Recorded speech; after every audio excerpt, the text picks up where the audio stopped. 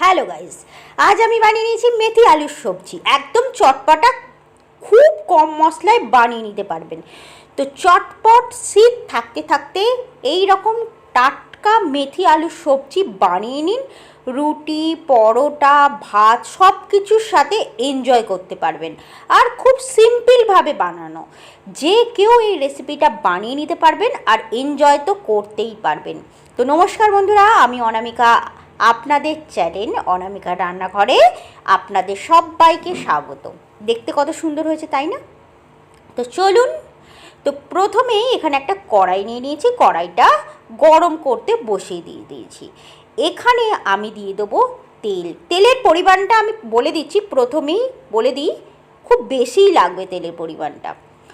আর এটা সাদা তেল, আপনারা চাইলে অবশ্যই এখানে সরষের তেল ইউজ করতে পারবেন।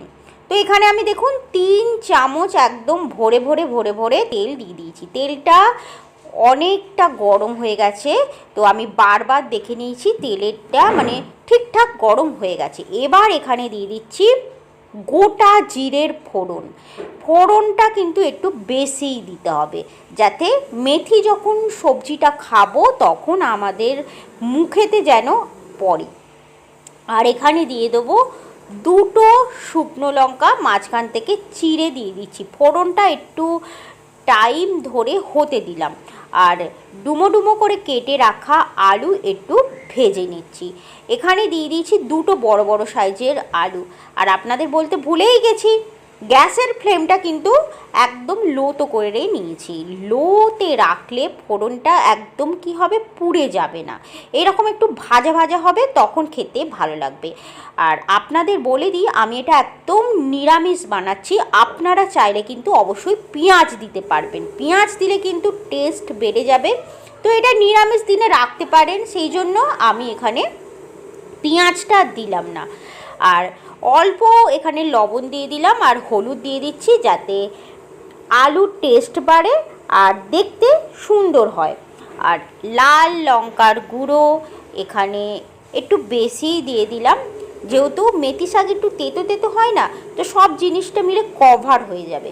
শুকনো মশলাগুলো এখানে সুন্দর করে তেলের সাথে ভেজে নিচ্ছি, যাতে কোনো গন্ধ না আসে। আর তেলটা দেওয়ার কারণ হচ্ছে, এই যে আলুটা দেখতে পাচ্ছেন না, এই তেলেতেই একদম সেদ্ধ হয়ে যাবে। আর লো টু মিডিয়ামে করে রেখে ঢাকা চাপা এখানে 2 থেকে 3 মিনিট দিয়ে রেখে দিয়েছিলাম। তারপর আবার দেখুন খুলে নিলাম। তো এবার আমি কি করব, আর একটু এখানে নাড়িয়ে চাড়িয়ে নিচ্ছি, দেখছি হয়েছে কি না। দেখুন খুব সুন্দর একটা কালার এসেছে, কোনো কিছু মশলা নেই, তাতেই দেখুন কত সুন্দর একটা কালার। আর এখানে 2টো মানে বড় বড় সাইজের 2টো টমেটো এখানে নিয়ে নিয়েছি, আর সুন্দরভাবে এখানে কেটে নিয়েছি। কাটাটা ছোট বড় আপনারা যেরকমভাবে কাটতে চান কেটে নেবেন, কিন্তু আমার মনে হয় একটু বড় বড় সাইজের রাখলে আমরা যখন মেথি আলু এই টমেটোটা ভাত দিয়ে বা রুটির সাথে খাবো, সত্যি বলছি খুব ভালো লাগবে। আর এখানে আমি দিয়ে দিচ্ছি অল্প একটু জিরে গুঁড়ো। জিরে গুঁড়ো আর আপনারা চাইলে ধনে যে পাউডার হয় না, ধনে পাউডার দিতে পারেন, আমি এখানে দিলাম না। তো সমস্ত কিছু খুব সুন্দর করে এখানে মিক্স করে নিলাম। দেখছেন ভাজা ভাজা হয়ে গেছে, ক্যামেরাতে তো অবশ্যই সুন্দরভাবে দেখা যাচ্ছে। এবার এখানে একটাই কাজ আছে, কি কাজ বলুন তো? তার জন্য ভিডিওটা আপনাদেরকে দেখতে হবে আর আমাকে বেশি বেশি করে কমেন্ট করতে হবে। মেথি শাক আমি এখানে খুব ছোট ছোট করে কেটে ধুয়ে রেখে দিয়েছিলাম। আর একটু লবণ জলে ভিজিয়ে রাখলে কি হয়, তেতো ভাবটা চলে যায়। এখানে আমি অনেকটা পরিমাণ মেথি শাক নিয়েছি, আর এটা একটু লবণ জলেতে মানে একটু বাটিতে জল নেবেন, তাতে 1 চামচ লবণ মিশিয়ে দেবেন, আর মেথি শাকটা কেটে ধুয়ে ভালো করে ওই লবণ জলেতে 10 মিনিট রাখলেই হবে। এবার একটু একটু করে নাড়াচাড়া করুন, দেখবেন মেথি শাকের যে জলটা আছে এটা বেরিয়ে আসবে। আর এখানে আলু টমেটো সব কিছু আস্তে আস্তে খুব ভালো মতন এখানে সেদ্ধ হয়ে যাবে। ওপর থেকে আপনাকে আর আলাদা করে কোনো জল ইউজ করতে হবে না। তবে এখন ঢাকা চাপা দিয়ে দিলেই ভালো হয়, তাহলে কি হবে, সমস্ত জলটা বেরিয়েও আসবে, আলুটা কিন্তু সেদ্ধ হয়ে যাবে। আমি ঢাকা চাপাটা দিচ্ছি না, কারণ বেশি ঢাকা চাপা দিলে বেশি তেতো তেতো হয়ে যায়, তাই আমি ঢাকা চাপা এখানে আমি দেবো না। এইভাবে নাড়তে চাড়তেই সবজিটা কিন্তু একদম রেডি হয়ে যাবে। রেসিপিটা আপনারা দেখছেন, কেমন লাগলো অবশ্যই কিন্তু আমাকে লিখে জানাবেন। আর আপনারা কি নতুন রেসিপি কি দেখতে চান সেটাও অবশ্য আমাকে লিখে জানাবেন। তো এইভাবে দেখুন আস্তে আস্তে নাড়াচাড়া করলাম, নাড়াচাড়া করতে করতে দেখুন কত সুন্দর মেথি শাকটা নরম হয়ে গেল আর আলুটাও সেদ্ধ হয়ে গেছে।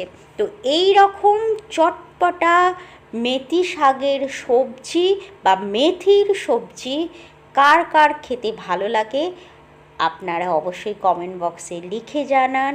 আর এই রকম তো রেসিপিটা একদম কি বলবো, খুব কম টাইমে এই রেসিপিটা বানানো হয়ে যায়। আর শীতে এই রকম নিত্য ধরনের নিত্য নতুন সবজি দিয়ে দারুণ সুন্দর এই রেসিপি বানিয়ে খাওয়াই যেতে পারে। তো ভিডিওটা কেমন লাগলো অবশ্যই কিন্তু লিখে জানাবেন।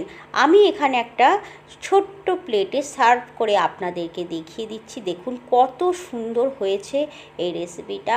সত্যি বলছি, গরম গরম ভাতে বা রুটিতে একতলা ভাত আর যে 3টে বা 2টো রুটি খায় সে তো 6টা রুটি অবশ্যই খেয়ে নেবে এই রকম সবজি থাকলে। দেখতে যতটা ইউনিক হয়েছে খেতেও ইউনিক হবে। তো চটপট বানিয়ে নিন আর কমেন্ট বক্সে লিখে জানান কীরকম হয়েছে।